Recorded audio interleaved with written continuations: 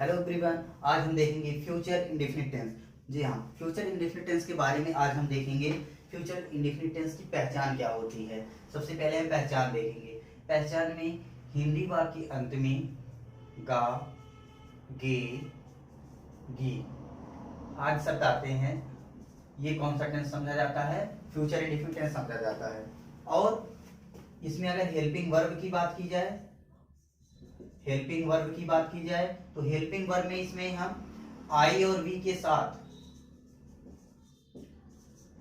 We के साथ शैल का प्रयोग करते हैं एंड अदर्स के साथ, और अन्य कर्ताओं के साथ हम विल का प्रयोग करते हैं। यह है सहायक क्रिया इसकी। आई और वी के साथ हम शैल का प्रयोग करते हैं और अन्य कर्ताओं के साथ हम विल का प्रयोग करते हैं। देखते हैं दोस्तों, इस समय मॉडर्न इंग्लिश में हम ज्यादातर केवल विल का ही प्रयोग कर रहे हैं, क्योंकि आई और वी के साथ शैल लगता है और बाकी क्रियाओं के साथ कोई भी सब्जेक्ट होगा उसके साथ हमको विल लगाना है। लेकिन क्या होता है इसमें कि कुछ लोग क्या, लगभग काफी ज्यादा लोग आई और वी के साथ भी विल का ही प्रयोग कर रहे हैं, जबकि ऐसा नहीं होना चाहिए। ग्रामर हमें इसकी अथॉरिटी नहीं देता है। हम इसको अपनी बोलचाल की भाषा में और नॉर्मल इंग्लिश में हम इसका प्रयोग कर सकते हैं, लेकिन यह कंपटीशन तो हमको बिल्कुल अथॉरिटी नहीं देता है कि आप आई और वी के साथ शैल का प्रयोग करें। कंपटीशन हमको कभी भी अथॉरिटी नहीं देता है। कंपटीशन हमें कहता है, या ग्रामर का रूल हमें कहता है कि हम आई और वी के साथ विल का प्रयोग हम तभी कर सकते हैं जब हमें सब्जेक्ट को बहुत जोरदार दिखाना हो। जोरदार दिखाना मतलब बहुत जोरदार तरीके से उसको बताना हो, उसको बहुत बढ़ा चढ़ाकर बताना हो। ऐसी कंडीशन पर ही हम आई और वी के साथ विल का प्रयोग कर सकते हैं। अदरवाइज हम आई और वी के साथ केवल शैल का प्रयोग करेंगे। अब हम देखते हैं इसके वर्ब की बात करें। वर्ब में हमेशा हम वर्ब की फर्स्ट फॉर्म को ही हम लिख देते हैं। इसमें फर्स्ट फॉर्म ही लगेगा। ठीक, अब चलते हैं हम सिंपल सेंटेंस की तरफ।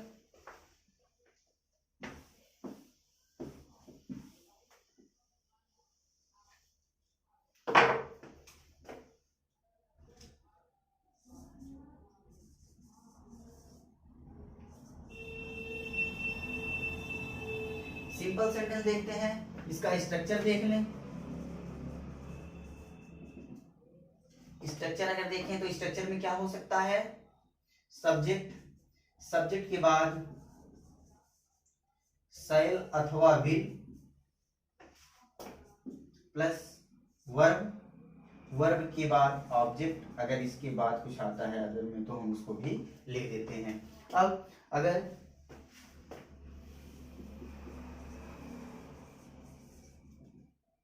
एग्जाम्पल की बात की जाए तो एग्जाम्पल में हम लिख सकते हैं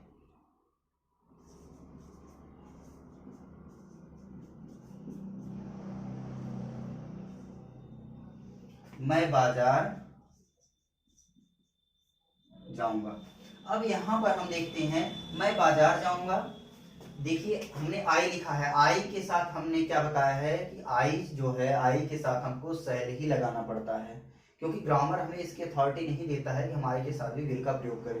एक ही कंडीशन देती है ग्रामर हमें क्या बताता है रूल्स हमारा, कि यदि जब हमें सब्जेक्ट को बहुत जोरदार अथवा बहुत चढ़ा बढ़ाकर बताना हो, ठीक, तब ऐसी कंडीशन पर ही हम आई के साथ विल का प्रयोग कर सकते हैं।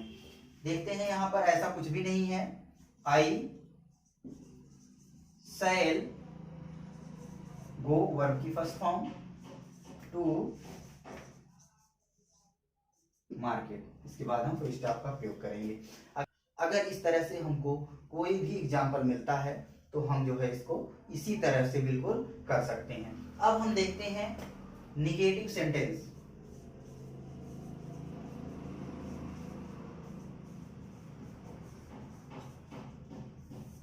निगेटिव सेंटेंस का स्ट्रक्चर अगर हम देखें,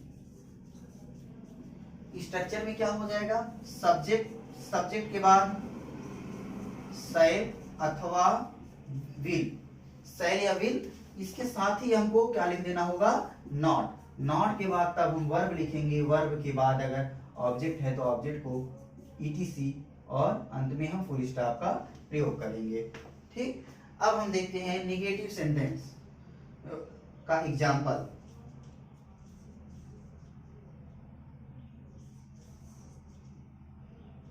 एग्जाम्पल देख लेते हैं। बच्चे मैदान में नहीं खेलेंगे, बच्चे मैदान में नहीं खेलेंगे, इसका अर्थ कैसे होगा, the children,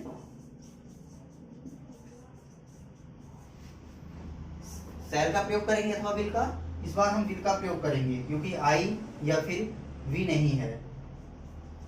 the children will, उसके बाद फिर नॉट, वर्ब प्ले, कहां खेलने की बात की जा रही है, ऑब्जेक्ट में, इन द फील्ड। ठीक,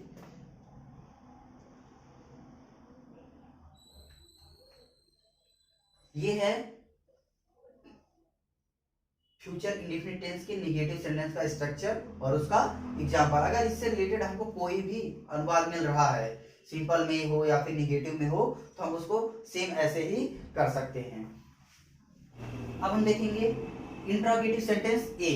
इंट्रोगेटिव सेंटेंस ए क्या है, इंट्रोगेटिव ए के सेंटेंस में स्ट्रक्चर जो होता है वो शैल या विल से शुरुआत होगा, अर्थात सहायक क्रिया पहले आएगी, क्योंकि इसमें जो है क्या शब्द जो है वो पहले आता है, जिसकी वजह से हम क्या की अंग्रेजी नहीं लिखते हैं, उसके स्थान पे हम शैल या विल अर्थात हेल्पिंग वर्ब का प्रयोग करते हैं। हेल्पिंग वर्ब के बाद फिर हम सब्जेक्ट का प्रयोग करते हैं। सब्जेक्ट वर्ब अगर नहीं आया है सेंटेंस में तो हम नहीं को लिखेंगे, नॉट को लिखेंगे, उसके बाद वर्ब, वर्ब के बाद ऑब्जेक्ट, ऑब्जेक्ट के बाद हम ईटीसी का प्रयोग करेंगे। अब हम देखेंगे एग्जाम्पल। एग्जाम्पल क्या है, क्या तुम मेरी मदद नहीं करोगे, क्या तुम मेरी मदद नहीं करोगे, क्या लिखेंगे हम, इस बार हम विल का प्रयोग करेंगे। विल, सब्जेक्ट यू है और नॉट भी आया, नहीं भी आया है, नॉट को लिख देंगे। विल यू नॉट, मदद करना हेल्प, और मेरी ऑब्जेक्ट मी, हेल्प मी, और अंत में इंट्रोगेटिव हम टैग का प्रयोग करेंगे। अब इसके अलावा अब हम देखेंगे इंट्रोगेटिव बी जो होता है हमारा, इंट्रोगेटिव बी का स्ट्रक्चर हम कैसे करेंगे। स्ट्रक्चर में देखते हैं, क्वेश्चन वर्ड सबसे पहले रहेगा, क्वेश्चन वर्ड, शैल या विल, उसके बाद सब्जेक्ट, सब्जेक्ट के बाद अगर नॉट आया है तो नॉट को लिखेंगे, नॉट के बाद वर्ब को लिखेंगे, ऑब्जेक्ट को लिखेंगे और फिर ईटीसी को लिखेंगे। ईटीसी के बाद इंट्रोगेटिव टैग का प्रयोग करेंगे। इसका एग्जांपल हम देखते हैं, मोहित आज स्कूल क्यों नहीं जाएगा, मोहित आज स्कूल क्यों नहीं जाएगा। इस बार देखते हैं प्रश्नवाचक शब्द बीच में आ गया है हमारा, तो जो बीच में प्रश्नवाचक शब्द आया उसी की सबसे पहले हम अंग्रेजी लिख देंगे। क्या लिखेंगे, why will, subject Mohit, why will Mohit, उसके बाद नहीं भी आया है अर्थात नॉट को लिखेंगे, नॉट, वर्ब गो, जाना, कहां जाने की बात की जा रही है, स्कूल, गो टू स्कूल, वो भी आज अर्थात अदर में भी इस बार आया है तो हम यहाँ लिख देंगे अंत में टुडे और इंट्रोगेटिव टैग का प्रयोग करेंगे। ये है हमारा future indefinite tense. Future indefinite tense के हमने 4 वाक्यों को देख लिया। अगर इससे रिलेटेड कोई भी समस्या आती है तो हम इसी सेंटेंस के माध्यम से कर सकते हैं।